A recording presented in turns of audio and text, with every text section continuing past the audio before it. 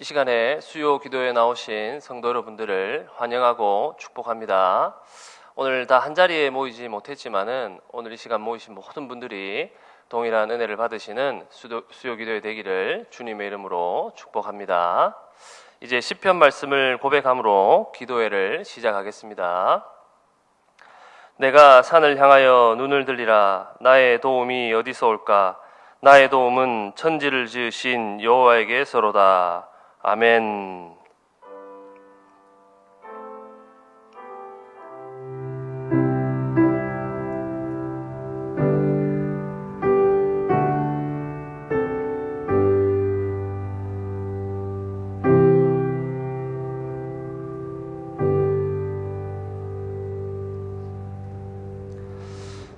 다 함께 찬송가 210장 시온성과 같은 교회 찬송하겠습니다.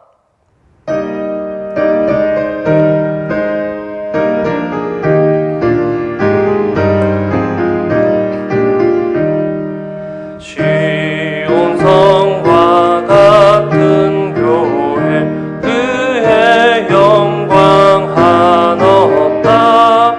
허락하신 말씀대로 주가 친히 세웠다.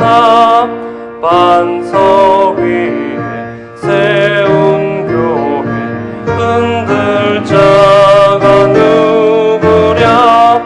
모든 원수의 워싸도 아무 근심 없도다. 생명샘이 솟아나와 모든 성도 마시니 언제든지 흘러넘쳐 부족함이 없도다. 이런 물이 흘러가니 목마를 자 누구랴. 주의 은혜 풍족하여 넘치고도 넘친다. 주의 은혜 내가 받아 시온 백성 되는 때 세상 사람 비박해도 주를 찬송하리라. 세상 헛된 모든 영광 아침 안개 같으나 주의 자녀 받을 복은 영원 무궁하도다.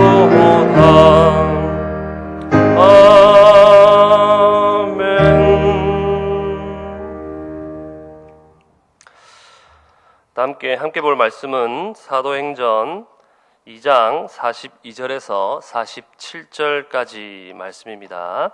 사도행전 2장 42절에서부터 47절까지 말씀 신약성경 190페이지에 있습니다. 제가 읽겠습니다. 그들이 사도의 가르침을 받아 서로 교제하고 떡을 떼며 오로지 기도하기를 힘쓰니라. 사람마다 두려워하는데 사도들로 말미암아 기사와 표적이 많이 나타나니 믿는 사람이 다 함께 있어 모든 물건을 서로 통용하고 또 재산과 소유를 팔아 각 사람의 필요를 따라 나눠주며 날마다 마음을 같이하여 성전에 모이기를 힘쓰고 집에서 떡을 떼며 기쁨과 순전한 마음으로 음식을 먹고 하나님과 찬미하며 또 온 백성에게 칭송을 받으니 주께서 구원받는 사람을 날마다 더하게 하시니라. 아멘. 오늘은 건강한 교회라는 제목으로 말씀을 나누도록 하겠습니다. 지금은 우리 코로나 여파로 교회에 다 모이지 못하고 있습니다. 그래서 이때에 우리가 한 신앙 공동체인 것을 기억하면서 이 상황들이 다 지난 후에 교회가 무엇을 해 나가야 하는지 오늘 말씀을 통해서 생각해보는 시간이 되면 좋겠습니다. 통계청 자료에 따르면은 국내에 가장 많은 종교인 수는 개신교인이다 이렇게 보고가 되고 있습니다. 물론 다양한 교단들이 있겠지만 가장 많은 종교인은 우리 개신교 또 기독교인이다 이렇게 할 수 있는 것이죠. 그런데 또 최근에 한 조사에서 가장 신뢰하는 종교는 무엇입니까? 이렇게 질문을 했는데 1위는 가톨릭이고 2위가 불교, 또 3위가 기독교 이런 순서였습니다. 물론 뭐 이런 조사를 우리가 절대화할 필요는 없지만 이런 것을 보면서 국내에 가장 많은 종교인이 기독교인이지만 우리가 많은 사람들에게 신뢰를 받지는 못하고 있다라는 것을 한번 생각해 볼 필요는 있는 것 같습니다. 그런데 오늘 말씀을 보면 초대교회는 이런 조사와는 좀 다른 상황인 것 같습니다. 본문 47절에 온 백성에게 칭송을 받으니 주께서 구원받는 사람을 날마다 더하게 하시니라 이렇게 말씀하고 있습니다. 다른 말로 하면 세상에서 칭찬도 자자하고 구원받는 사람도 많이 모여들고 있다 이런 말이 되겠죠. 우리의 입장에서 보면 이런 교회의 모습 또 이런 말씀을 보면 우리에게는 정말로 이상적인 교회의 모습이 아닌가 우리가 생각해 볼 수가 있습니다. 저는 또 이런 교회를 이 말씀에 있는 이런 교회를 저는 건강한 교회 이렇게 부르고 싶습니다. 사랑하는 송도제일교회 성도 여러분, 오늘 이 말씀처럼 우리 교회도 건강한 교회가 되기를 원하십니까? 그래서 오늘 말씀을 통해서 세상도 칭찬하고 부흥도 경험하는 그러한 건강한 교회를 만들어갈 수 있는 저와 여러분들이 되기를 주님의 이름으로 축복합니다. 그러면 건강한 교회는 어떤 모습이겠습니까? 그것은 첫 번째로 가르치고 배우는 교회입니다. 본문 42절에 그들이 사도의 가르침을 받아 서로 교제하고 떡을 떼며 오로지 기도하기를 힘쓰니라 이렇게 말씀합니다. 이 구절 마지막에 있는 힘쓰니라 이 말은 어떤 한 순간에 많은 힘을 낸다 뭐 이런 뜻은 아닙니다. 원문의 의미로 보면 어떤 일을 할 때 그것을 인내하면서 계속 했다는 것입니다. 어떤 한 가지 일을 인내하면서 계속해서 했다는 것입니다. 그러면 초대교회는 무엇을 이렇게 인내하면서 계속해서 힘써서 했을까요? 그것은 42절에 언급된 네 가지죠. 가르침, 또 교제, 떡을 떼는 것, 기도 이런 네 가지 모두를 포함하는 것입니다. 저는 이 가운데 첫 번째 대지에서는 특별히 가르침에 한번 주목해 보고자 합니다. 우리가 이렇게 배우는 것과 가르치는 것과 관련해서 또 주목할 만한 조사가 한 가지 있었습니다. 여러분들은 아마 뭐 윤회설 이런 얘기를 한 번쯤 들어보신 적이 있을 겁니다. 보통 불교에서 사용하는 교리인데 현세의 업을 따라서 죽고 사는 것이 반복된다 뭐 이런 이야기죠.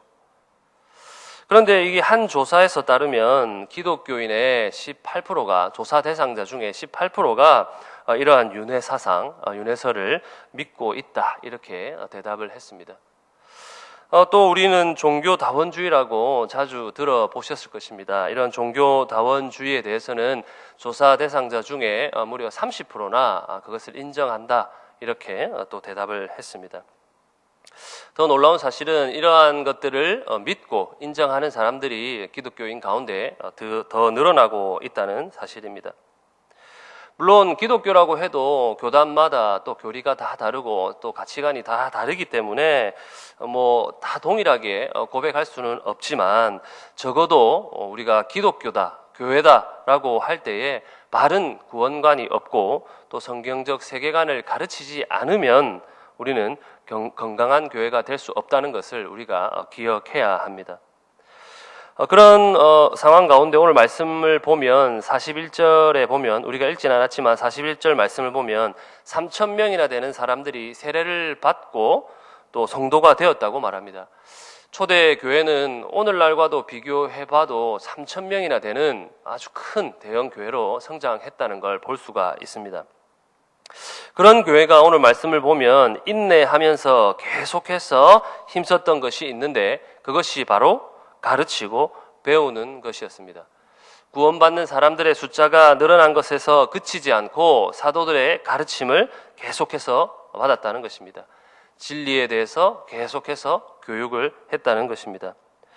그러면 사도들은 왜 이렇게 했을까요? 사람들이 많아지고 해야 할 일들도 많았을 텐데 왜 가르치고 배우는 교회가 되도록 했겠습니까?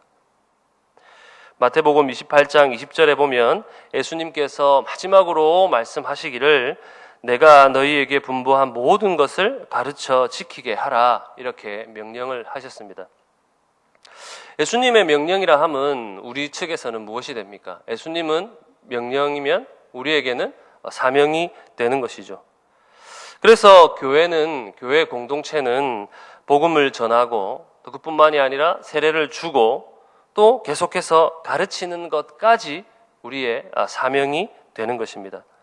그래서 교회에서 교육이다, 가르치는 것 이런 것은 선택이 아니라 교회의 예배, 전도 또 교제하고 더불어서 이런 것과 더불어서 필수적인 것이고 건강한 교회의 척도가 된다 이렇게 말할 수가 있습니다. 사랑하는 성도 여러분, 우리 교회가 건강한 교회로 세워져 가기를 원하십니까? 그렇다면 송도제일교회는 말씀을 가르치고 배우는 교회가 되어야 합니다. 여기서 적용을 할 때 좀 더 확장해서 한번 이야기해 보기를 원합니다. 구체적으로는 이 설교를 듣고 있을 우리 부모님 세대들에게 한번 도전을 주고자 하는데요. 왜냐하면 이 가르치고 배우는 것이 부모 세대에서 자녀 세대로 갈수록 더 어려워지기 때문입니다. 우리 자녀들이 얼만큼 말씀을 배우고 있는가, 진리에 대해서 얼마나 듣고 있는가 생각을 해보면 조금씩 다르기는 하겠지만 보편적인 기준으로 한번 생각을 해보면 일주일에 한 번 대략 한 20분 정도의 그것도 설교로 말씀을 듣고 있는 것 같습니다. 가정에서 특별히 성경을 공부한다든지 가정 예배를 드린다든지 또 교리에 대해서 공부하지 않는다면 대부분이 일주일에 한 20분 정도 그것도 설교로 듣고 있을 것입니다.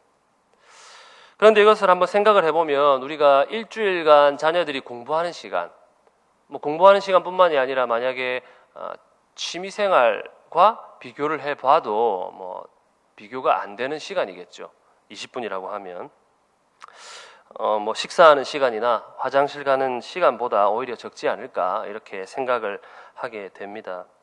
그렇다면 이러한 상황을 우리가 많이 들어도 왔을 것이고 지금도 이야기하고 있는데 이러한 상황에서 우리가 우리 스스로에게 한번 우리 교회 공동체에게 또 우리 부모님들에게 한번 질문을 해봤으면 좋겠습니다. 이런 질문이죠. 이러한 상황이라면 우리 자녀들은 언제 신앙을 배울 수 있습니까? 이러한 상황이라면 우리 자녀들은 어디서 성경 말씀을 배울 수가 있을까요? 이러한 상황이라면 우리 자녀들은 세상을 살아가는 기준이 되어야 할 진리는 어떻게 배울 수 있습니까?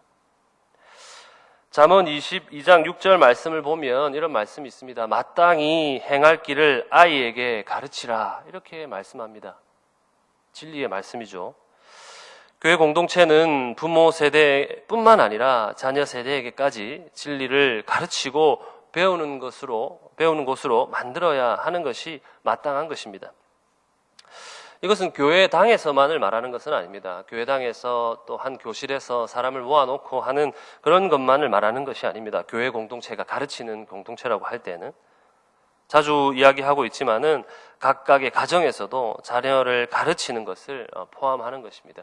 그러한 성도들이 되는 것이 그러한 교회가 되는 것이죠. 지금은 어떻습니까? 세상에서 가르치는 세상의 배움과 가르침은 필수가 되는 시대이지만 하나님의 말씀을 배움과 가르침은 선택이 되는 시대입니다. 그러므로 가르침과 배움이 교회의 사명이라는 것, 가르침과 배움으로 건강한 교회를 세워갈 수 있다는 것을 지금 이때에 우리가 다시 한번 기억해야 할 것입니다. 그래서 우리는 어른 세대는 물론이고 다음 세대를 가르치고 배우는 그 기능이 살아있는 건강한 교회를 만들어갈 수 있는 저와 여러분들이 되기를 주님의 이름으로 축복합니다. 계속해서 건강한 교회는 어떤 모습일까요? 두 번째로 사랑을 나누는 교회입니다. 오늘 본문에서 초대교회가 사랑의 공동체인 것은 바로 나눔에서 나타납니다. 본문 44절, 45절을 보시면은 믿는 사람들은 모든 물건을 서로 통용하고 재산을 팔아 필요를 따라서 나누었다 이렇게 말씀하고 있습니다. 그러나 이것은 자기 재산을 남김없이 다 팔아서 공동 재산을 형성했다는 말은 아닙니다. 이 구절에서 팔다, 나누다 이 말은 단번에 이루어진 일이 아니라 이것이 계속되었다라는 것을 원문에서는 의미하고 있습니다. 그렇다면 이것이 단번에 이루어진 일은 아니죠. 반복해서 또 나누고 또 팔고 또 나눠주고 하는 일들이 계속 일어났다는 것이죠. 그들은 교회에서 생활을 하면서 누군가 어려운 일이 있을 때 나누어 주어야 할 때 그때에 자발적으로 자기의 것을 팔아서 자기의 것을 내어서 그렇게 도와준 것입니다. 교회에서 사랑이다, 또 교회가 사랑을 나누어야 한다 이런 이야기들을 할 때는 그것은 구호로 그치는 것이 아니라 교회의 사랑은 이러한 나눔으로 나타나야 합니다. 성경을 봐도 하나님께서는 늘 사랑을 나눌 것을 말씀하셨습니다. 이스라엘 백성들에게 율법을 처음 주실 때부터 어떤 말씀이 있습니까? 고아와 가부를 돌보아라, 가난한 자를 돌보아라 할 것을 명령하셨습니다. 그래서 이스라엘에는 가난한 자를 돌보는 전통이 계속해서 있어 왔죠. 또한 신약성경 요한일서 3장 17절을 보면 재물을 가지고 궁핍한 형제를 보고도 도와주지 않으면 어떻게 하나님의 사랑이 그 안에 거한다고 말할 수 있습니까? 하고 말씀하고 있습니다. 신약교회는 성령 안에서 하나된 공동체로 사랑을 서로 사랑하지만 또 이 사랑을 나누어주는 또 어려운 자를 돌보는 그러한 공동체가 되어야 하는 것입니다. 사랑하는 성도 여러분, 건강한 교회는 사랑의 기능이 있어야 한다는 것 우리가 많이 들어왔습니다. 그러나 사랑의 기능이라고 함은 이런 나눔으로 나타나야 합니다. 오늘 우리에게 적용을 해보자면 꼭 물질적인 도움이 아닐 수도 있습니다. 어려운 일을 당한 사람을 위해서 내 시간을 내는 것, 내 시간을 나누는 것도 될 수 있겠죠. 이미 우리가 많이 하고 있는데 장례식에 내 시간을 내서 참여하고 위로해 주는 것, 또 아픈 사람을 찾아가서 내 시간을 내서 병문하는 것, 그런 일들도 내 것을 나누어 주는 것이 될 수가 있습니다. 또 작은 물질이나 마음으로도 할 수가 있습니다. 낙심한 자들이 있을 때 특별한 것을 하지 않아도 같이 식사하는 것, 같이 차를 마시는 것, 그렇게 함께 있어 줌으로써 위로할 수도 있습니다. 내 시간과 내 작은 물질을 나누는 것이죠. 이렇게 교회가 사랑을 나타내야 하는데 우리가 대단하게 특별하게 사회사업이나 또 대외적으로 하는 복지나 그런 것만이 사랑을 나타내는 것이 아닙니다. 물론 이런 것도 중요하겠지만 먼저 우리 구역 안에, 우리 부서 안에, 내 주변에 있는 성도들에게 이 사랑이 나타나야 하는 것이죠. 지금 우리 코로나 여파로 우리가 모이지 못하고 있고 서로 만나지 못하고 있는 상황입니다. 그래서 상황이 정상화되기를 우리가 기대하면서 우리가 한 가지 기억하고 있어야 할 것은 우리가 세워가야 할 교회는 서로를 돌아보고 사랑을 나누는 그런 교회라는 것입니다. 그래서 앞으로 계속해서 지금까지도 물론 잘해오셨지만 앞으로도 계속해서 사랑과 나눔의 그 기능이 살아있는 그런 건강한 교회를 만들어가는 저와 여러분들이 되기를 주님의 이름으로 축원합니다. 그럼 마지막으로 이제 건강한 교회는 어떤 모습일까요? 세 번째로 잘 모이고 잘 흩어지는 교회입니다. 46절 말씀을 보면 날마다 마음을 같이하여 성전에 모이기를 힘쓰고 집에서 떡을 떼며 기쁨과 순전한 마음으로 음식을 먹고 이런 말씀이 있습니다. 여기서 이제 42절에 우리가 앞서 보았던 42절에서 보았던 힘쓰고라는 말이 다시 나옵니다. 초대교회는 성전에 모이는 것을 그 일에도 힘썼다는 말입니다. 계속해서 노력을 했단 말이죠. 여기서 힘써 모였다고 하는 것은 어떤 횟수를 말하는 것이 아닙니다. 그래서 뭐 많이 자주 모이는 것이 좋다 이런 것을 말하는 것은 아니겠죠. 뭐 의미 없이 그냥 모이는 것 자체가 뭐 좋은 것이다 이런 말을 하는 것이 아닙니다. 초대교회는 이렇게 전체가 모여서 앞서 42절에서 언급했던 그런 활동들, 모든 성도들이 모여서 말씀을 듣고 또 성만찬도 하고 교제도 하고 기도도 했습니다. 오늘 말로 하면 전체가 모여서 하는 그런 예배다라고 할 수 있겠죠. 초대교회는 이렇게 공적으로 함께 모이는 일에 힘썼습니다. 오늘 말로 해보면, 오늘로 비교해보자면 오늘 교회는 이처럼 공적으로 모이는 날, 말씀을 듣고 또 성만찬을 하고 또 교제를 하고 기도하는 날이 언제입니까? 오늘 교회로 말해보면 오늘 공적으로 모이는 날은 주일 예배가 있는 날이겠죠. 물론 지금 코로나 상황에서 전체가 한자리에 모이지는 못하고 있습니다. 그러나 이미 아시다시피 이런 뭐 국가적인 전염병이나 또 재난 상황에는 이렇게 영상으로 모이는 것도 동일하게 예배를 드리고 있는 것으로 볼 수가 있습니다. 하지만 우리가 이럴 때에 기억하고 있어야 할 것은, 동시에 기억하고 있어야 할 것은 전염병이나 또 국가적 재난이나 또 특수한 직업을 가진 분들의 경우를 제외하면 교회 공동체는 공적으로 모이는 이 예배에 모이기를 힘써야 한다는 것입니다. 다른 말로 또 표현을 해보자면 내가 선택할 수 없는 부득이한 경우를 제외하고는 이렇게 전체가 모두 모이는 것에 힘써야 한다는 것입니다. 주일 예배가 될 수 있겠죠. 반대로 주일 예배 모임에 있어서 그런 분들이 없겠지만 또 이러한 때를 지나가면서 주일 예배의 모임에 있어서 내 취미생활이나 아니면 또 나의 활동이나 또 시간 활용이나 또 다른 편의를 위해서 이런 모임을 선택적으로 조절하는 건 옳지 않다는 것입니다. 교회는 하나의 신앙 공동체로서 모여서 함께 하나님께 예배하고 함께 같은 말씀을 듣고 또 함께 교제하고 나누는 일에 힘써야 하는 신앙 공동체인 것입니다. 단순히 모이는 어떤 그룹이나 또 집단이나 어떤 목적을 가지고 또 모이는 그런 모임과는 다르지 않습니까? 교회는 하나의 신앙 공동체로서 함께 예배하고 함께 말씀 듣고 또 함께 교제하며 함께 나누는 그러한 신앙 공동체인 것이죠. 그리고 또 오늘 말씀을 보면 이러한 모임 이후에 집에서 떡을 떼며 하고 말씀하고 있습니다. 떡을 뗀다는 건 앞서 말씀드린 것처럼 성만찬을 한다는 의미로 보통 사용하는데 그렇다고 해서 이 부분을 가지고 또 문자적으로 적용을 해서 꼭 가정에 모여서 가정마다 꼭 다 모여서 성만찬을 해야 된다 이러한 의미는 아닙니다. 이렇게 적용할 수는 없습니다. 그러나 중요한 것은 교회가 성전에 모두 모이는 그 모든 모임만 하고 마는 것이 아니라 그렇게 끝나는 것이 아니라 모든 성도가 가정에 모여서 떡을 떼고 함께 음식을 먹었다는 것입니다. 성만찬으로 예수 그리스도의 은혜를 나누었습니다. 함께 음식을 먹으면서 교제도 했습니다. 또 신앙생활을 하면서 서로 기도해야 할 기도 제목들을 나누고 기도도 했을 것입니다.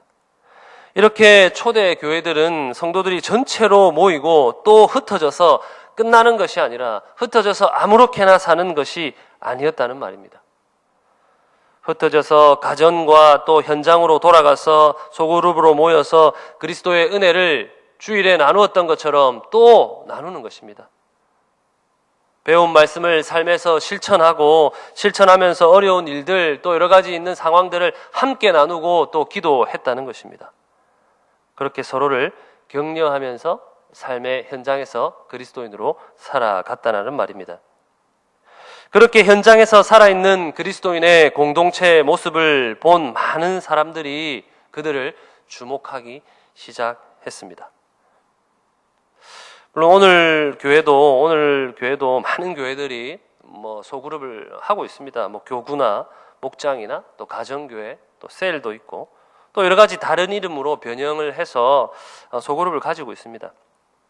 이 소그룹들 중에 무엇이 맞다, 무엇이 아니다 할 필요는 없겠죠. 각 교회의 비전과 상황에 따라서 선택적으로 적용을 하면 됩니다. 그러나 분명한 것은 무엇입니까? 전체 모임으로만 끝나는 것이 아니라 흩어진 후였습니다. 흩어진 후에도 모여서 그리스도인의 그 공동체의 모습을 가지고 있었다는 것입니다. 그곳에서 전체 모임에서 할 수 없는 일들이 일어났습니다. 먼저 그곳에서 서로 신앙의 나눔과 격려가 일어납니다. 신앙의 삶을 배우고 실천하는 것을 나누기 시작합니다. 그런 속에서 전도가 일어나고 그런 속에서 정착도 일어나는 것입니다. 이런 일들이 전체 수백 명이, 수천 명이 모일 때는 할 수 없는 일이 아니겠습니까? 그래서 오래전부터 많은 목회자들이나 또 신학자들이 이야기했죠. 이 전체 모임과 또 흩어져서 모이는 이 모임, 이 두 기능이 살아있어야 건강한 교회다. 이런 이야기들을 많이 해왔습니다.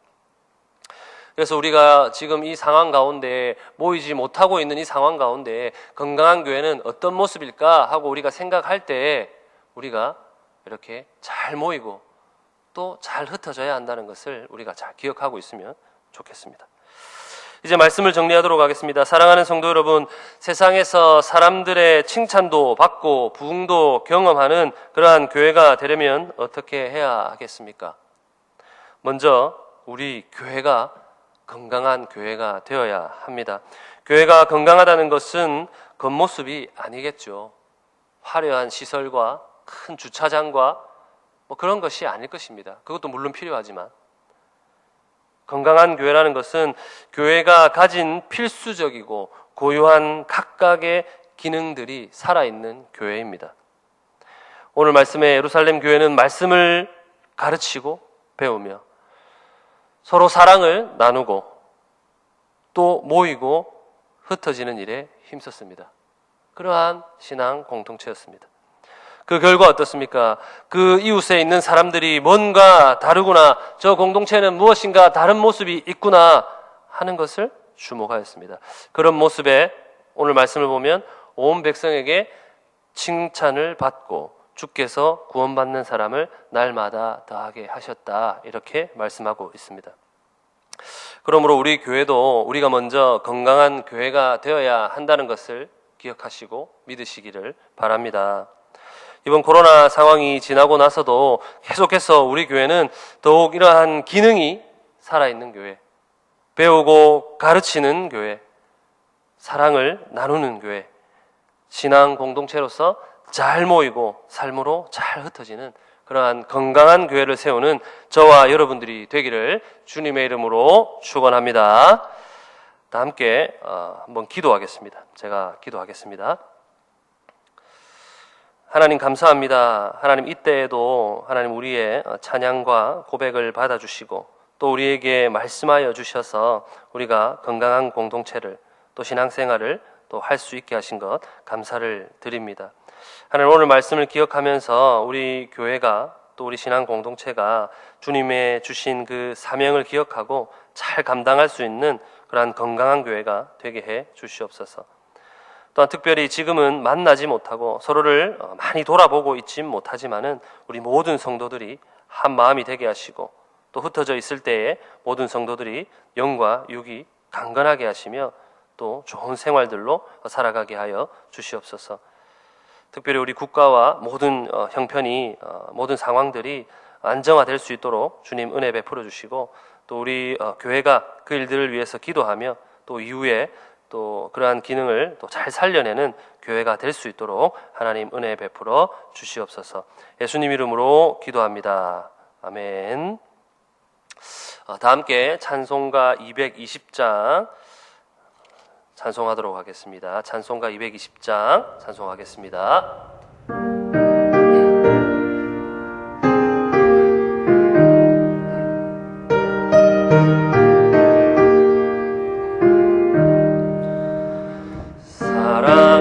사랑하는 주님 앞에 형제자매 한자리에 크신 은혜 생각하며 즐거운 찬송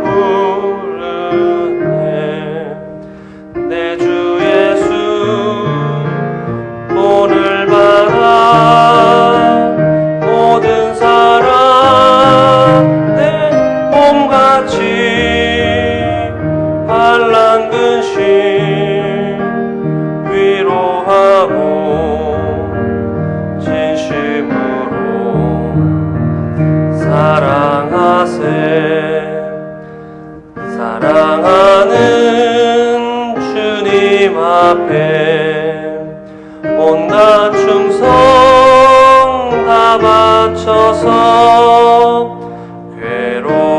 괴로우나 즐거우나 주님만 힘써 섬기는 우리 주님 거룩한 손 제자들의 발을 씻어 남 섬기는 종의 노를 몸소행에